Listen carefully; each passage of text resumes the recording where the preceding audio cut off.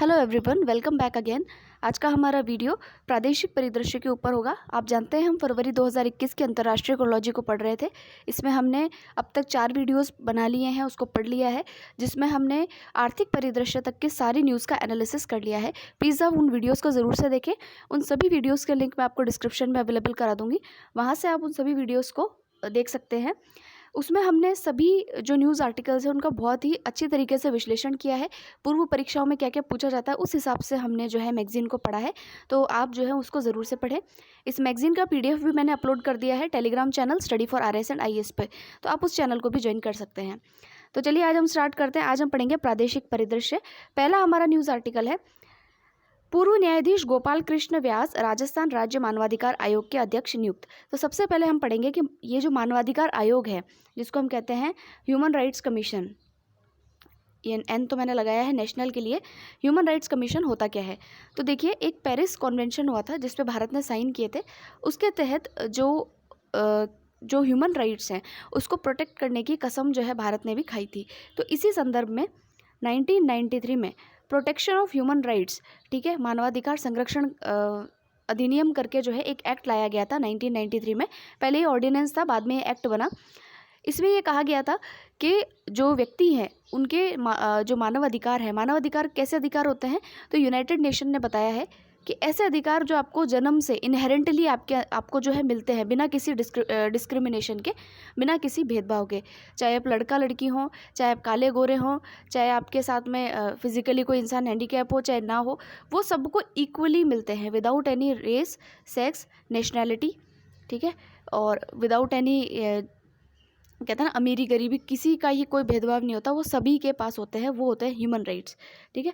उनके प्रोटेक्शन के लिए protection of human rights act करके जो है एक्ट लाया गया था 1993 के अंदर। और उसी संदर्भ में 12 अक्टूबर 1993 को जो है एक ऐसी बॉडी बनाई गई, एक ऐसा इंस्टीट्यूशन बनाया गया जिसको ह्यूमन राइट्स कमीशन कहते हैं, जो कि मानवाधिकारों की रक्षा के लिए जो है उसको बनाया जाता है।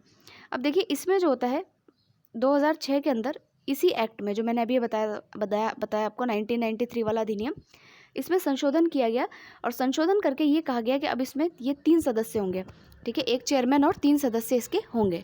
तो इसका जो चेयरमैन होता है वो हमेशा सुप्रीम कोर्ट का रिटायर्ड जज होता है, उसी को ही इसका चेयरमैन बनाया जाता है। फिलहाल अगर हम देखें तो HL दत्तू जी जो हैं वो हमारे नेशनल ह्यूमन राइट्स कमीशन के जो हैं चेयरमैन हैं। इन चेयरमैन को अपॉइंट कौन करता है, ये भी सवाल आता है। ये सवाल आते हैं इसलिए मैं आपको बता रही हूँ, क्योंकि ये तो न्यूज़ आर्टिकल छोटा सा है, इसमें तो काम की चीज़ें तो खुद के निकालनी पड़ेगी अपने को। तो देखिए, इसको जो है हमारे देश के जो राष्ट्रपति है यानी प्रेसिडेंट जो हैं वो जो है इनको अपॉइंट करते हैं। और राष्ट्रपति किसकी सलाह पे अपॉइंट करते हैं, तो प्राइम मिनिस्टर के द्वारा एक कमेटी होती है प्राइम मिनिस्टर की, जिसका हेड प्राइम मिनिस्टर खुद होता है, वो उनको रिकमेंड करते हैं कि भाई इसको आप बनाइए। तो इस हिसाब से जो है प्रेसिडेंट इसके चेयरमैन को और इसके 3 मेंबर्स को अपॉइंट करते हैं, ठीक है। दूसरा सवाल बनता है कि जो ये चेयरमैन है या प्रेसिडेंट है, चेयरमैन है, मेंबर्स है, इनका कार्यकाल कितना होता है। तो होता है 5 साल या फिर 70 वर्ष, दोनों में से जो भी पहले हो वो इनका कार्यकाल होता है। तो ये 2-3 पॉइंट्स जो मैंने आपको बताई ये इंपॉर्टेंट थे। एक पॉइंट ये भी इंपॉर्टेंट है कि पूछा जाता है कि मानवाधिकार दिवस कब मनाया जाता है। तो आप देखिए, मानवाधिकार दिवस जो है वो 10 दिसंबर को मनाया जाता है, ये भी हमें पता होना चाहिए। फिर एक सवाल आता है कि अभी 2018 के अंदर इन्होंने अपनी सिल्वर जुबली मनाई है, अपनी स्थापना की सिल्वर जुबली मनाई है, किसने, नेशनल ह्यूमन राइट्स कमीशन ने। तो ये भी आपको पता होना चाहिए। तो मैंने एक्ट बताया 1993 का, संशोधन 2006 में, और उसके अलावा कौन चेयरमैन बनता है, अपॉइंट कौन करता है, उनका कार्यकाल कितना रहता है, और मानवाधिकार दिवस कब मनाया जाता है, ये सारी चीज़ें आपको पता होनी चाहिए। इसको पढ़ने से पहले, इस आर्टिकल को पढ़ने से पहले ये पता होना चाहिए। अब देखिए, जो आर्टिकल की हमने इसकी अधिनियम की हमने बात की 1993 के अधिनियम की, उस अधिनियम में एक चीज़ और कह रखी है, वह ये कि जो राज्य होता है, राज्य की सरकारों को भी चाहिए कि वो अपने यहाँ पर राज्य मानवाधिकार आयोग बनाएं, ठीक है। तो उसी परिप्रेक्ष्य में कई राज्यों ने अपने यहाँ मानवाधिकार आयोग बनाए हैं, और सेम उनमें भी एक जो होता है चेयरमैन होता है और 3 इनके मेंबर होते हैं। और जो चेयरमैन होता है उसको, अगर हम सेंटर में जाते हैं तो प्रेसिडेंट अपॉइंट करता है, स्टेट में आएंगे तो आपको राज्यपाल उसको अपॉइंट करता है। किसकी समिति की सिफारिश पे, ऐसी समिति जिसका हेड कौन होता है, चीफ मिनिस्टर, ठीक है। तो ये चीज़ तो सेम है।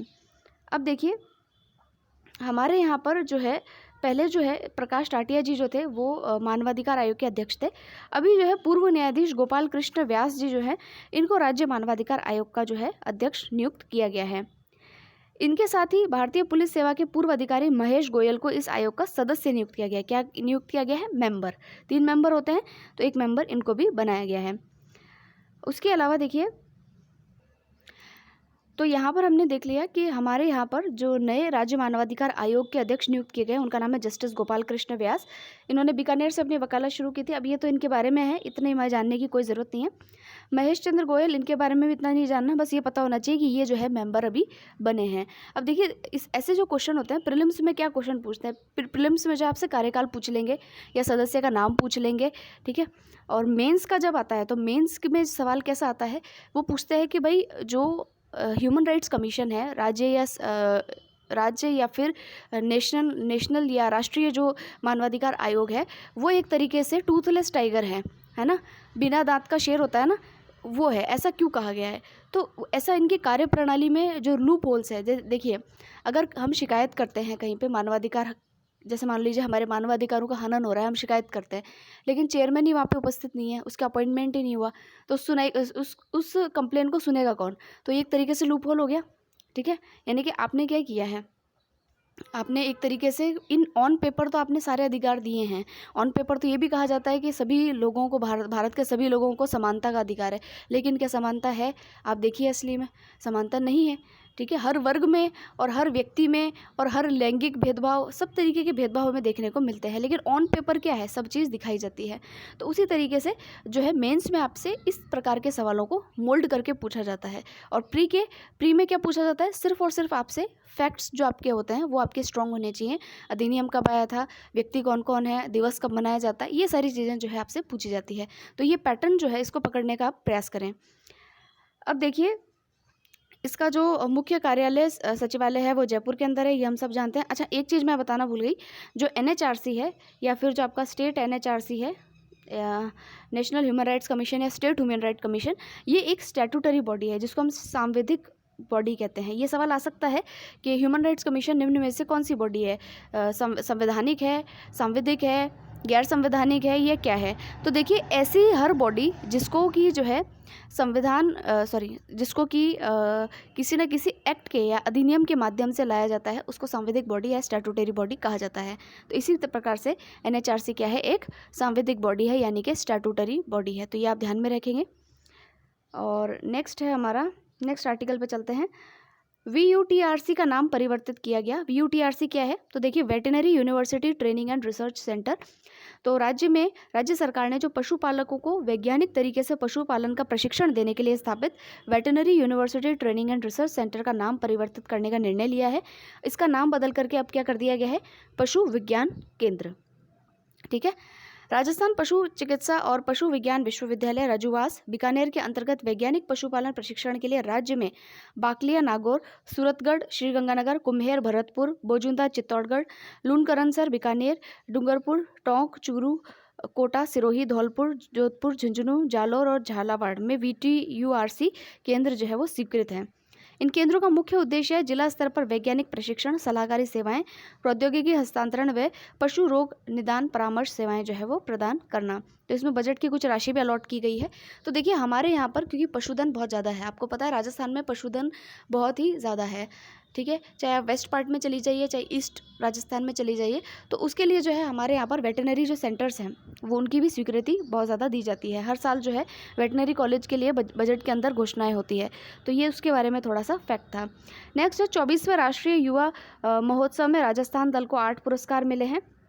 तो ये राष्ट्रीय युवा पुरस्कार था, जिसको कि 12 जनवरी को आप जानते ही हैं, स्वामी विवेकानंद की जो जयंती है उस पर बनाया जाता है युवा दिवस। तो उस पर इसको आयोजित किया गया था और इसमें राजस्थान के जो प्रतियोगी हैं उनको पुरस्कार भी मिले हैं। अब नाम याद करने की ज़रूरत नहीं है, बस थोड़ा सा ध्यान में रखिएगा। नेक्स्ट है RSLDC ने राइट टू एजुकेशन के साथ MOU किया। अब RSLDC तो हम जानते हैं, राजस्थान कौशल एवं आजीविका विकास निगम, यानी कि हमारे यहाँ पर जो कौशल सिखाने के लिए जो संस्था रिस्पॉन्सिबल है उसको RSLDC कहा जाता है। राइट टू एजुकेशन क्या है? तो ये एक जो है कंपनी है, ये कंपनी कहाँ की है? तो ये जो कंपनी है आपकी महाराष्ट्र की कंपनी है और इसने जो है महाराष्ट्र में बेस्ट ट्रेनिंग कंपनी का अवार्ड भी जीत रखा है। ठीक है, यानी कि ये क्या करती है, जो युवा होते हैं उनको प्रशिक्षण दिलवाती है, ट्रेनिंग देती है, किसी भी कार्य की ट्रेनिंग। मतलब कोई भी, जैसे मान लो टेक्सटाइल उद्योग लगाना हो, तो आपको पता ही है हिंदुस्तान में आबादी बहुत ज़्यादा है, युवा वर्ग तो और भी ज़्यादा है, लेकिन कमी कहाँ है, कमी है उनके स्किल ना होने की, प्रशिक्षित नहीं होने की, ये सबसे बड़ी कमी है।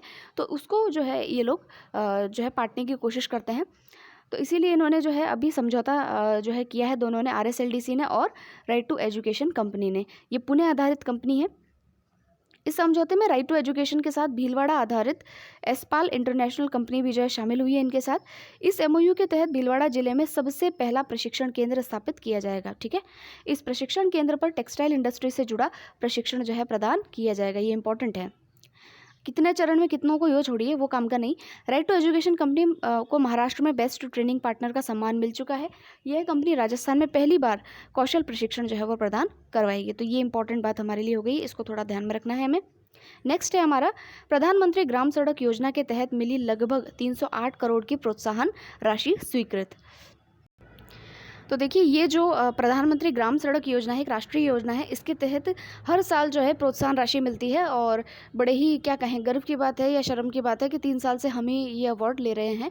ठीक है, तो अभी तक हमारी सड़कें ही कंप्लीट नहीं हुई है, तो हम 3 साल से लगातार जो है ये अवार्ड ले रहे हैं। ये थोड़ा एज अ जोक है, बट देखिए इसमें लिखा है, केंद्र सरकार हर वर्ष जो है ये PMGSY में सबसे ज़्यादा कार्य करने वाले राज्यों में से कुछ राज्यों को वित्तीय प्रोत्साहन जो है प्रदान करता है। और हमारे यहाँ ग्रामीण सड़क विकास की प्रगति को देखते हुए पिछले 3 वर्ष से राज्यों को लगातार वित्तीय प्रोत्साहन जो है वो प्राप्त हो रहा है। ठीक है, ऐसा ही एक मैंने न्यूज़ सुनी थी कि यूपी के अंदर अगर कोई जो है कलेक्टर बनेगा या फिर IAS या जो भी बनता है, SDM वगैरह, तो उसके गांव में जो है सड़क लाई जाएगी, मतलब एज आ उसको प्रोत्साहन देने के लिए। तो बड़ा एक सोचनीय प्रश्न था वहाँ पर कि इस बात पे खुश हुआ जाए या फिर खुश नहीं हुआ जाए, मतलब क्या क्या रिएक्शन होना चाहिए कि क्या उस बच्चे के वहाँ पर जो है सड़क ही नहीं है गांव के अंदर अब तक, और सड़क बनवाने के लिए क्या IAS बनना पड़ेगा। मतलब प्रोत्साहन तो है, अच्छी बात है, लेकिन इसका दूसरा पक्ष भी जो है वो थोड़ा प्रबल है, तो इसलिए उसको सोचते हैं तो ऐसा लगता है कि मतलब अभी तक मूलभूत सुविधाएं, सड़क एक मूलभूत सुविधा ही है एक तरीके से। आप जो है सड़क जब तक गाँव से शहर की तरफ सड़क नहीं होगी, तो आपके ये जो जितने भी प्रोजेक्ट्स आप लगा रहे हैं, तो उसका हर व्यक्ति, जो अंत्योदय आप कहते हो, तो हर व्यक्ति के पास उसका लाभ कैसे पहुंचेगा। तो सड़क तो ज़रूरी ही है। तो खैर छोड़िए, अब नेक्स्ट पढ़ते हैं। पोटाश खनिज के व्यावहारिकता अध्ययन के लिए त्रिपक्षीय MOU। राजस्थान के नागौर गंगानगर बेसिन में पोटाश खनिज के व्यावहारिकता अध्ययन के लिए राजस्थान सरकार, Rajasthan state mines and minerals limited तथा भारत सरकार के मिनरल एक्सप्लोरेशन कॉरपोरेशन लिमिटेड के बीच जो है त्रिपक्षीय समझौता हुआ है। तो देखिए, जो ये हमारे यहाँ पर जो है पोटाश के जो है क्या कहते हैं उसको, रिजर्व्स जो है वो पाए गए हैं।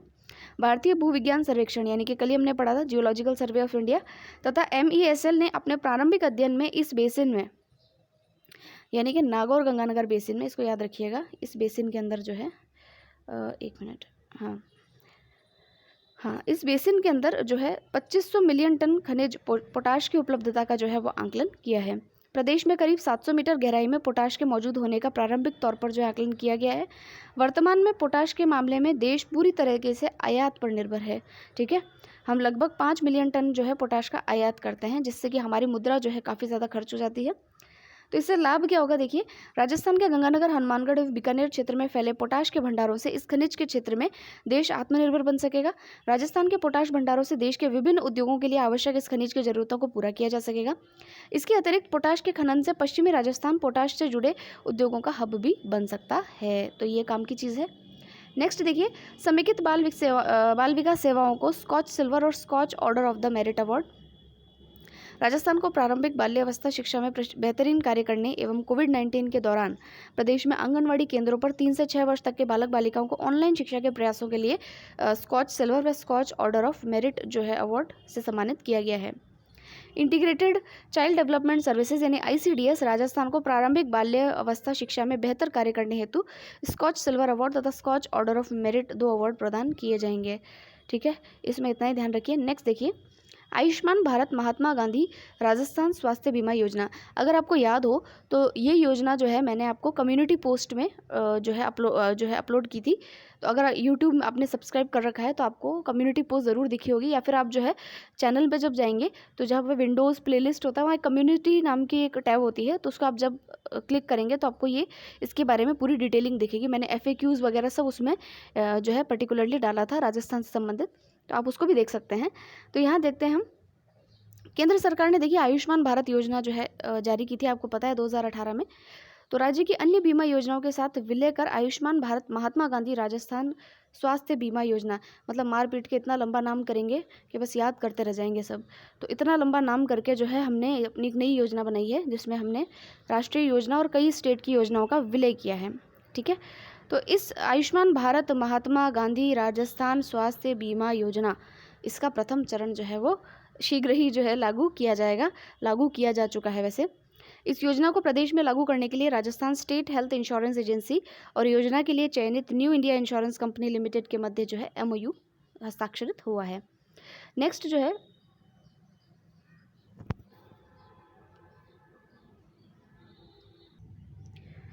सॉरी फॉर द इनकन्वीनियंस, ये थोड़ा जो है यहाँ से गलत टैब हो गया था मुझसे। अब देखिए इसके जो महत्वपूर्ण तथ्य हैं वो देख लेते हैं। तो इसके जो पात्र लाभार्थी हैं उनको सरकार के साथ लाभार्थियों को सरकारी के साथ साथ योजना से संबद्ध जो निजी अस्पताल होंगे उसमें भी चिन्हित बीमारियों के लिए 5 लाख तक का निःशुल्क उपचार प्रतिवर्ष मिलेगा। इस योजना का लाभ 1.10 करोड़ परिवारों को मिलेगा। इसमें 1572 पैकेज होंगे। भविष्य में इंटर स्टेट पोर्टेबिलिटी भी शुरू की जाएगी जिससे प्रदेश के लाभार्थी अन्य राज्यों में भी निःशुल्क चिकित्सा प्राप्त कर सकेंगे। जैसे कि हम लोग यहाँ रजिस्टर्ड हैं और अगर किसी दूसरे स्टेट में नौकरी कर रहे हैं या कुछ हो रहा है तो वहाँ पर भी जो है ये इलाज की संभावना हो सकेगी, यानी कि इसी को इंटर स्टेट पोर्टेबिलिटी कहते हैं। इसमें एंटी फ्रॉड यूनिट का भी प्रावधान है जो अस्पतालों द्वारा सबमिट क्लेम की मॉनिटरिंग व ऑडिट भी करेगा। जैसे कुछ लोग होते हैं ना कि हमको यहाँ से इस संस्था से इतना पैसा मिलेगा, आप तो जो है फर्जी बिल लगा दो, तो फर्जी बिल भी नहीं लगा पाएंगे इस योजना में, क्योंकि सरकारी पैसा है ना, फर्जी तो आप कैसे ले सकते हैं उसको, फ्रॉड नहीं कर सकते हैं।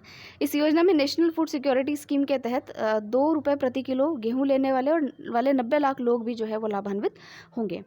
इसके अलावा आर्थिक सामाजिक सर्वेक्षण के 15 बिंदुओं के आधार पर चुने गए 20 लाख लोगों को भी योजना का लाभ मिलेगा। तो देखिए मैं एक चीज़ यहाँ पर बोलना चाहूँगी कि अगर जैसे अटल पेंशन योजना है या फिर जीवन सुरक्षा योजना है, जो सरकारी ऐसी योजनाएं होती हैं, इनके एक्चुअल लाभार्थी कौन है? वाकई में वो लाभार्थी हैं जो कि जैसे कोई रिक्शा चला रहा है, उसकी आमदनी कम है, ठीक है, अपन सोचते हैं कि नहीं इसके तो 4-5 रिक्शा चलते हैं, अरे तो 5 रिक्शा भी मिलकर कितना कमा के देते होंगे उसको, ठीक है। और अगर हम एक गेस्टेड ऑफिसर हैं, एक अच्छी जॉब में हैं जहाँ से हमको एक अच्छा खासा धन मिल रहा है, तो हम एक तो जैसे गैस पे भी सब्सिडी लेते हैं, तो ऐसे लोग लेते हैं जिनके पास ऑलरेडी इनकम इतनी ज़्यादा है कि उनको ज़रूरत नहीं है कि वो सब्सिडी लें, ठीक है। तो अब हालांकि सब्सिडी तो बंद होने वाली है, लेकिन कुछ ऐसी जो योजनाएं हैं जहाँ पर सिर्फ लाभ लेने के लिए हम लाभ लें, ये तो गलत बात है ना। जैसे मैंने यहाँ देखा हमारे घर के पास में ही एक जो ये कम्युनिटी सेंटर होता है, राजकीय जो स्वास्थ्य वाला जो होता है, जहाँ पर फ्री में मेडिसिन मिलती हैं या फिर बहुत कम दाम में जेनेरिक मेडिसिन मिलती हैं। तो यहाँ एक अच्छे अच्छे घरों के लोग जो होते हैं, जो अच्छे घर का मतलब होता है कि जिनके पास इतने वेल अप टू डेट तो हैं कि इतना पैसा वो खर्च कर सकते हैं, तो वो भी वहाँ पर उसी लाइन में लगे रहेंगे। क्यों लगते हैं कि बस यहाँ पे सस्ता मिलता है इसीलिए, तो ये मुझे लगता है नहीं करना चाहिए। ये भी एक तरीके से हक मारना होता है लोगों का। तो जहाँ अगर हम अफोर्ड कर सकते हैं तो हमें ऐसी जगह उन लोगों के लिए छोड़ देनी चाहिए जिन लोगों के लिए सुविधा होती है। अगर आप सहमत हैं तो ज़रूर मेरे को बताइएगा। चलिए नेक्स्ट है, प्रदेश में आपराधिक मामलों में 14.21% की कमी आई है। अच्छा, दिखता तो नहीं है। तो पुलिस महानिदेशक लाठर द्वारा प्रस्तुत आंकड़ों के अनुसार प्रदेश में वर्ष 2019 की तुलना में वर्ष 2020 में, तो वो तो आनी ही थी क्योंकि आधा साल तो कोरोना में निकला है, ठीक है। तो अब वो पता चलेगा धीरे धीरे कि कितनी कमी आई है। तो वर्ष 2020 में 14.21% मामले कम दर्ज हुए हैं। इस प्रकार संपत्ति संबंधी अपराधों में भी 27% तक की जो है वो कमी आई है। महिला अत्याचारों में लगभग 16% की कमी आई है। आर्म्स एक्ट के तहत पुलिस में इस वर्ष विगत वर्ष की तुलना में 26% मामले कम दर्ज हुए हैं, ठीक है। नेक्स्ट, 65वीं राज्य स्तरीय टेबल टेनिस चैंपियनशिप, इसमें जो है इस प्रतियोगिता के जूनियर बालक और बालिका वर्ग का खिताब जो है, अब नाम इसमें नंदिनी लड़की है और लड़का जो है दक्ष जो है, ये नाम दिख रहा है तो इसको थोड़ा नाम ध्यान रखेंगे। ऐसे जो है जिन प्लेयर्स के नाम हमें पता नहीं होते हैं, ऐसे प्लेयर्स के नाम जो है ये RPSC के अंदर मेंस में पूछ लेते हैं। ठीक है, मेंस में आपको स्पोर्ट्स पढ़ना है, छोटा पेपर है आपका 20 मार्क्स का, तो उसमें स्पोर्ट्स पढ़ना है, तो वहाँ पर ऐसे नाम पूछेंगे जो आपने कभी ना पढ़े हों, तो इसलिए नाम ध्यान रखिएगा। फिर देखिए, राज्य सरकार ने नगरीय भूमि निष्पादन नियम 1974 में संशोधन किया। राजस्थान के अशोक गहलोत सरकार ने नगरीय भूमि निष्पादन नियम 1974 में संशोधन कर पूर्व में रियायती दर पर भूखंड आवंटन के लिए निर्धारित आय को 12 लाख रुपए प्रति वर्ष से बढ़ाकर 20 लाख रुपए कर दिया है। इसमें मिडिल इनकम ग्रुप में संशोधन किया गया है, जिसके तहत भविष्य में भूखंड आवंटन के लिए 75 से 120 वर्ग मीटर तक आरक्षित दर पर 120 से 200 वर्ग मीटर आरक्षित दर 105% राशि पर आवंटन किए जाएंगे। तो इसमें क्या है, बेसिकली जो आपके शहरी निकायों द्वारा निश्चित दर पर लॉटरी से भूखंड आवंटन में स्वयं एवं आश्रितों के नाम कहीं भी भूखंड या मकान नहीं होने की शर्त को जो है वो हटा दिया गया है। यानी कि अब जो है आप आराम से जो है रियायती दरों पर भूखंड को जो है वो ले सकते हैं। फिर है ओलंपिक, एशियाई और कॉमनवेल्थ गेम्स में पदक विजेता खिलाड़ियों की इनाम राशि में जो है वृद्धि की गई है। तो देखिए, पूर्व इनामी राशि 75 लाख थी स्वर्ण पदक वालों को, सही। तो जो है पूर्व इनामी राशि ये थी, अब जो है इसको चेंज कर दिया गया है। इसको चेंज करके जो है 3 करोड़ रुपए कर दिया गया है। रजत पदक के लिए 2 करोड़ और कांस्य पदक के लिए 1 करोड़। और एशियाई और कॉमनवेल्थ गेम्स में जाएंगे तो 1 करोड़ 60 लाख और 30 लाख। ये थोड़ा ध्यान में रखिएगा, हमारे लिए काम का है। इससे पूर्व जो है मुख्यमंत्री ने ओलंपिक, एशियाई राष्ट्रमंडल खेलों में उत्कृष्ट प्रदर्शन करने वाले खिलाड़ी वाले राजस्थान के अगर मूल निवासी हैं तो उनको खिलाड़ियों को इंदिरा गांधी नहर परियोजना क्षेत्र में 25-25 बीघा भूमि आवंटन करने का निर्णय किया था। इसके अतिरिक्त मुख्यमंत्री ने खिलाड़ियों को दिए जाने वाले दैनिक भत्ते को भी दुगना करने की मंजूरी दी थी। यानी खिलाड़ियों पर इस बार बहुत मेहरबान है।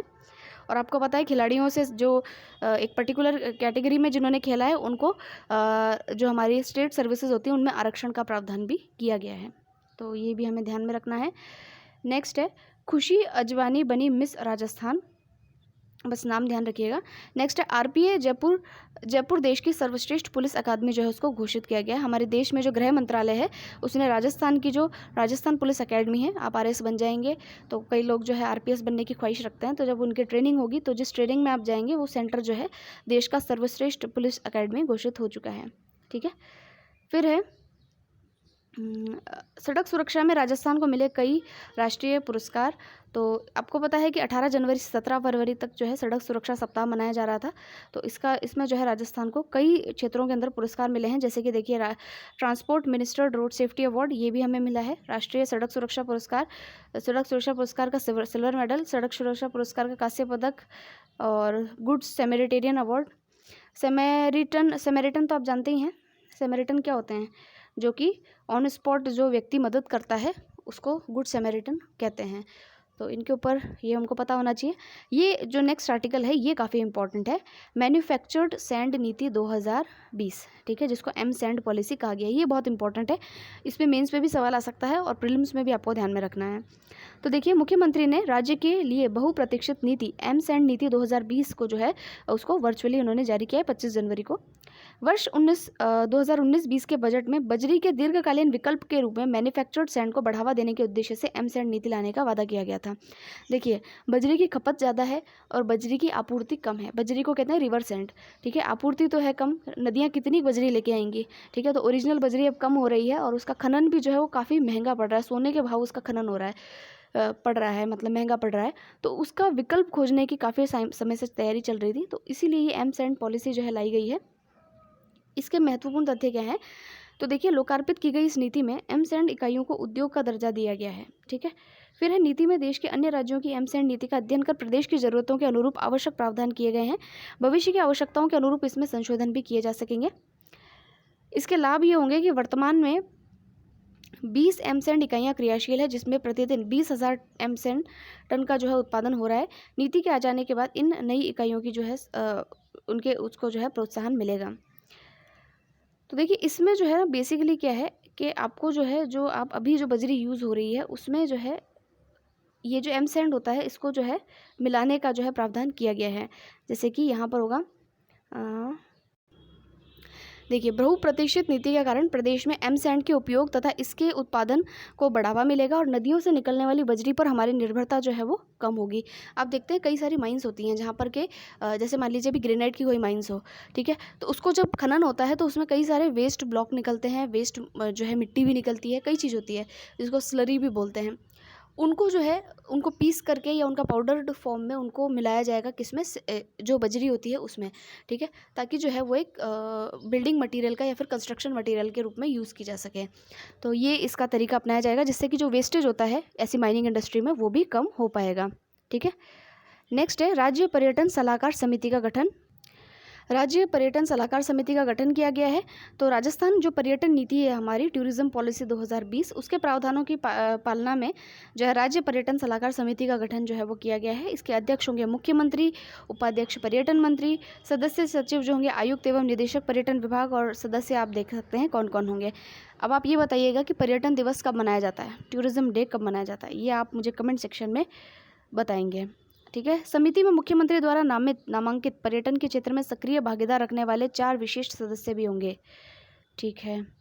Okay, world of coriander webinar, ठीक है। कोरिएंडर क्या होता है? कोरिएंडर होता है मसाला जिसको धनिया बोलते हैं। तो भारतीय मसाला बोर्ड तथा DBT-SABC बायोटिक किसान हब ने ICARNRCSS राजस्थान राज्य कृषि विपणन बोर्ड और कोटा कृषि विश्वविद्यालय के सहयोग से गुणवत्ता युक्त धनिये के उत्पादन, फसल कटाई के बाद मूल्य संवर्धन होता है ना, वैल्यू एडिशन, भारत से धनिये का निर्यात बढ़ाने पर जो है वर्ल्ड ऑफ कोरिएंडर वेबिनार का जो है आयोजन किया है। तो देखिए सबसे ज़्यादा हमारे धनिया जो है राजस्थान के पूर्वी राजस्थान, दक्षिण पूर्व राजस्थान, हाड़ौती क्षेत्र में कौन कौन से जिले आते हैं? कोटा, बूंदी, बारां और झालावाड़ आते हैं, उसको हाड़ौती क्षेत्र कहा जाता है, ठीक है, जो MP के अंदर एकदम से लगा हुआ है, उस एरिया को देखना आप। तथा मध्य प्रदेश का गुना जिला धनिया उत्पादन के लिए जाना जाता है और देश से धनिया के निर्यात में इनका महत्वपूर्ण योगदान है। जोधपुर और रामगंज मंडी, कोटा तथा गुना में मसाला पार्कों में मसाला बोर्ड द्वारा कॉमन सुविधा केंद्र यानी कॉमन फैसिलिटी सेंटर जो है उनको स्थापित किया जाएगा। कोटा जिला की रामगंज मंडी जो है APMC मंडी एशिया में धनिया की सबसे बड़ी मंडी है और इसे कोरिएंडर सिटी या धनिया का शहर के रूप से भी जो है वो जाना जाता है। तो नाम भी ध्यान रखिएगा आप, इसको जो है धनिया सिटी यानी कि कोरिएंडर सिटी के रूप में भी जाना जाता है। हाल ही में भारत सरकार के खाद्य प्रसंस्करण उद्योग मंत्रालय ने एक जिला एक उत्पाद की सूची में धनिया को कोटा जिले के उत्पाद जो है वो माना है, ठीक है। नेक्स्ट है ऑपरेशन सर्द हवा। अब हम शॉर्ट न्यूज़ देखेंगे। तो ये BSF के द्वारा जो है पश्चिमी राजस्थान यानी वेस्टर्न राजस्थान जो हमारे पाकिस्तान से लगती हुई सीमा है वहाँ पर इसको जो है इन्होंने जारी किया है। इससे क्या होगा कि इस ऑपरेशन का उद्देश्य है रेगिस्तानी क्षेत्र में घने कोहरे के कारण घुसपैठ की घटनाओं की जांच करना और जैसलमेर में सीमावर्ती क्षेत्रों में सुरक्षा को बढ़ाना। फिर देखिए नेक्स्ट आनंद कुमार। जोधपुर के आनंद कुमार को गणित में उपलब्धियों के लिए इस वर्ष प्रधानमंत्री राष्ट्रीय बाल पुरस्कार के तहत जो है स्कॉलस्टिक अचीवमेंट अवार्ड जो है वो मिला है, ठीक है। ये पुरस्कार देश के कुल 32 बच्चों को मिला है जबकि आनंद कुमार की कैटेगरी में केवल 5 छात्रों को ये पुरस्कार मिला है। आनंद कुमार को अमेरिका में भी रामानुजन अवार्ड मिल चुका है। नेक्स्ट है रणजीत सिंह गुर्जर। ये कौन है? तो इन्होंने जो है अभी NCC दस्ते की परेड का नेतृत्व जयपुर के जो है इन्होंने किया था, जयपुर के हैं ये, और अभी जो हमारा गणतंत्र दिवस हुआ था इसमें इन्होंने जो है इसका नेतृत्व किया था। यह पहला अवसर था जब राजस्थान विश्वविद्यालय के कैडेट ने परेड का नेतृत्व किया हो। राष्ट्रीय बालिका दिवस, ये इंपॉर्टेंट है, डे याद रखिएगा कब मनाया जाता है। तो ये 24 जनवरी को जो है मनाया गया है और इसके तहत जो है IM शक्ति योजना के तहत रत्ना कौर व संजना कौर को मतलब अवार्ड्स दिए गए हैं। तो आप पढ़ लीजिएगा किसको क्या अवार्ड मिला है। फिर है, अच्छा ये तो रिपीट हो गया है यहाँ पे, हाँ, केरल प्रवासी राजस्थानी संवाद। केरल के तिरुवनंतपुरम में राजस्थान फाउंडेशन और राजस्थान संघ तिरुवनंतपुरम द्वारा केरल प्रवासी राजस्थानी संवाद का आयोजन किया गया है। तो इसमें विशेष क्या है? इसमें विशेष ये है राजस्थानियों के साथ संपर्क संवाद लगातार जारी रखने और हर संभव मदद के लिए प्रदेश में जिला स्तर पर नॉन रेजिडेंट राजस्थान सेल जो है वो स्थापित करने की घोषणा इसमें की गई है। फिर नेक्स्ट है चैतन्य राज सिंह बने जैसलमेर के 44वें महारावल। तो ये खैर हमारे लिए इतना इम्पोर्टेंट नहीं है। जैसलमेर को स्वर्ण नगरी भी कहा जाता है। जैसलमेर का किला जो है वो यूनेस्को की सूची में, हेरिटेज सूची में भी शामिल है। फिर है भील राजा बांसिया। मुख्यमंत्री अशोक गहलोत ने बांसवाड़ा नगर परिषद परिसर में भील राजा बांसिया की प्रतिमा का अनावरण मकर संक्रांति को किया है। जो भील राजा बांसिया ने इस क्षेत्र को बसाया था, जिसके बाद में इसको जो है बांसवाड़ा का नाम से जाना जाता है। मिताली घोष जयपुर में नृत्य शिक्षिका के पद पर कार्यरत जो मिताली घोष है, उनको कटक महोत्सव यानी नृत्य संगीत उत्सव में उड़ीसा सरकार की ओर से नृत्य गुरु की उपाधि जो है वो दी गई है। फिर है शक्तिदान कविया। तो ये जो है डॉक्टर शक्तिदान कविया जो है राजस्थानी भाषा साहित्य के रचनाकार डिंगल कवि के हस्ताक्षर रहे हैं और कोरोना संक्रमण के कारण जो है इनका निधन हो गया है। इनको कई पुरस्कारों से सम्मानित किया जा चुका था। फिर है नेक्स्ट हमारे लिए इनकी प्रमुख रचनाएं हैं संस्कृति रो सोरम, राजस्थानी साहित्य अनुशीलन, डिंगल के ऐतिहासिक प्रबंध काव्य, सपूतारी धरती, दारू दूषण, प्रस्तावनारी पील जोत और पद्मश्री डॉक्टर लक्ष्मी कुमारी चुंडावत, धर सुरंगी घाट, धोरारी धरोहर, रुख रसायन। आप इनको पढ़ लीजिएगा, हो सकता है कि कुछ काम का आ जाए इनमें से भी। फिर है डॉक्टर राजीव गुप्ता। ख्याति प्राप्त हृदय रोग विशेषज्ञ डॉक्टर राजीव गुप्ता को अमेरिका के स्टैनफोर्ड यूनिवर्सिटी ने जनरल और इंटरनल मेडिसिन विशेषज्ञता क्षेत्र में विश्व के सबसे प्रभावशील 1 लाख चिकित्सक वैज्ञानिकों की सूची में 108वां स्थान तथा भारत में प्रथम स्थान जो है वो इनको दिया है। वह जेनेवा के विश्व हृदय संघ के बोर्ड मेंबर भी हैं। नेक्स्ट जो है वो है हिंदुस्तान जिंक की स्माइल ऑन व्हील्स परियोजना। यह जो है जो दूर दराज के ग्रामीण क्षेत्र होते हैं वहाँ तक निःशुल्क चिकित्सा सेवा प्रदान करने के लिए जो है इसको शुरू किया गया है। फिर है मुंह बंद रखो अभियान। ये जो है साइबर सेल, जो साइबर धोखाबाजी होती है लोगों के साथ में, उसकी जागरूकता के लिए जो है इसको HDFC बैंक लिमिटेड, ये आपको क्लियर नहीं दिख रहा होगा यहाँ पे, ये जो है स्कैनिंग की प्रॉब्लम हो गई है, तो HDFC बैंक लिमिटेड के द्वारा जो है इसको जोधपुर में इसको शुरू किया गया है। गजेंद्र सिंह शेखावत जो है इनको किस में अपॉइंट किया गया है? अच्छा, ये जो है विधायक थे और इनका जो है निधन हो गया है। फिर देखते हैं PD अकाउंट जो है प्रदेश में वर्तमान जो हमारी वित्तीय जो परिस्थितियां हैं, खराब वित्तीय परिस्थितियां, उसको देखते हुए जो है PD अकाउंट की सर्विसेज को चालू किया गया है, प्रणाली को यूज़ किया गया है। ये प्रणाली एक प्रकार से राज्य सरकार द्वारा संचालित बैंक अकाउंट ही है, यानी स्टेट गवर्नमेंट के बैंक अकाउंट्स होते हैं। इसके माध्यम से संस्थाओं को राशि आवंटित किए जाने की स्थिति में राज्य बिना ओवरड्राफ्ट की स्थिति में आए विषम वित्तीय परिस्थिति में भी इन संस्थाओं का सुदृढ़ीकरण सुनिश्चित कर सकता है। फिर देखिए राष्ट्रीय सड़क सुरक्षा सप्ताह, ये हमें पता ही है कि 18 जनवरी से 17 फरवरी तक इसको मनाया गया है और हमें जो है इस अभियान को, हमारे यहाँ पर भी अभियान लॉन्च किया गया है। हमारे परिवहन मंत्री कौन है? प्रताप सिंह खाचरियावास जी हैं। और इस अभियान को लॉन्च करने के अवसर पर परिवहन मंत्री ने निम्न जानकारियाँ दी है कि ये कुछ आंकड़े दिए उन्होंने कि 2020 में सड़क दुर्घटना में 19% तथा सड़क दुर्घटनाओं से होने वाली मौतों में 12% की कमी आई है। राजस्थान रोडवेज को लगातार दूसरे वर्ष कम दुर्घटनाओं के लिए देश भर में जो है पहला स्थान मिला है और तमिलनाडु मॉडल का अध्ययन कर प्रदेश में सड़क दुर्घटनाओं में कमी का एक मॉडल रोड मैप जो है वो भी तैयार किया जाएगा। जस्टिस बनवारी लाल शर्मा, इनको Rajasthan state consumer dispute redressal commission का अध्यक्ष जो है वो नियुक्त किया गया है। ये इंपॉर्टेंट है, नाम याद रखिएगा। जो हमारे कंज्यूमर डिस्प्यूट रिड्रेसल कमीशन है उसके अध्यक्ष जो है इनको बनाया गया है। ये उच्च न्यायालय के रिटायर्ड न्यायाधीश रहे हैं और इनकी नियुक्ति 4 वर्ष के लिए अथवा 65 वर्ष के लिए, जब तक इनका कार्यकाल रहेगा 4 साल या फिर 65 वर्ष, तब तक इनकी करी जो है उनको किया जाएगा। फिर देखिए सक्षम 2021, राज्यपाल कलराज मिश्र ने पेट्रोलियम उत्पादों के संरक्षण के लिए देश भर में चलाए जाने वाले सक्षम 2021 अभियान का प्रदेश में ऑनलाइन रूप से जो है उद्घाटन किया है। अलवर में शीघ्र स्थापित होगा प्रदेश का 3रा सैनिक स्कूल। ठीक है, तो यहाँ पर जो है प्रदेश में पहला 2 सैनिक स्कूल कहाँ पर है? चित्तौड़गढ़ और झुंझुनू में। तीसरा कहाँ पर स्थापित होगा? अलवर के अंदर स्थापित किया जाएगा। फिर है महावीर बगोरा, ये कौन है? ये हमारे सांसद हैं और बीजेपी के नेता रहे हैं और इनका भी जो है भी निधन हो गया था। किरण महेश्वरी जी को भी आप जानते हैं, राजसमंद से जो विधायक रही थी, उनका भी इसी कोरोना के कारण जो है। फिर नेक्स्ट जो न्यूज़ है वो है स्वाति राठौड़, राजस्थान के नागौर जिले की बेटी भारतीय वायुसेना में फ्लाइट लेफ्टिनेंट स्वाति राठौड़ ने जो है गणतंत्र दिवस पर होने वाली जो फ्लाई पोस्ट है उसमें जो है उन्होंने नेतृत्व किया था। और ये हमारे गणतंत्र दिवस के इतिहास में पहली बार था जब किसी महिला पायलट को फ्लाई पास्ट का नेतृत्व करने की जिम्मेदारी मिली। स्वाति इससे पहले वायुसेना दिवस पर फ्लाई पास्ट का नेतृत्व कर चुकी हैं और ये इन्होंने केरल में आई बाढ़ के दौरान अपनी जान जोखिम में डालकर हज़ारों लोगों को एयरलिफ्ट कर सुरक्षित स्थानों पर भी पहुंचाया था। तो ये इनके लिए ये जो है इंपॉर्टेंट क्वेश्चन हमारे लिए बन जाता है एग्जाम के पॉइंट ऑफ व्यू से। अब देखिए इसके बाद में ये पूरा ख़त्म हो चुका है और नेक्स्ट जो है आपके क्वेश्चंस होंगे। तो जब आप PDF डाउनलोड कर लेंगे टेलीग्राम चैनल से, वहाँ पर आपको क्वेश्चंस का PDF मिल जाएगा, क्योंकि इसमें इतना है नहीं। इसको मेरे पास 2 क्योंकि स्कैन करी हुई मैगजीन्स थी, उस मैगज़ीन में अगर आपको कुछ नहीं क्लियरली दिखाई देगा तो इस मैगज़ीन का भी PDF मैं आपको उसमें अवेलेबल करा दूँगी, जिससे आपको प्रादेशिक परिदृश्य में अगर कुछ भी क्लियरली नहीं दिख रहा हो तो इसमें देख सकते हैं। ये स्कैनिंग में जो है थोड़ी बहुत प्रॉब्लम आ जाती है, तो उसको आप थोड़ा पार्डन कीजिएगा। तो आपको ये मैगज़ीन कैसी लगी, आपको ये विश्लेषण कैसा लगा, आप ज़रूर से कमेंट सेक्शन में बताइएगा। अगर आपकी कोई और क्वेरी हो तो आप वो भी लिख सकते हैं। तो मिलते हैं अगले वीडियो में, उसमें हम जो है पुरस्कार, सम्मान और खेल परिदृश्य को कंप्लीट कर लेंगे। तब तक के लिए thank you and all the very best to all. Bye.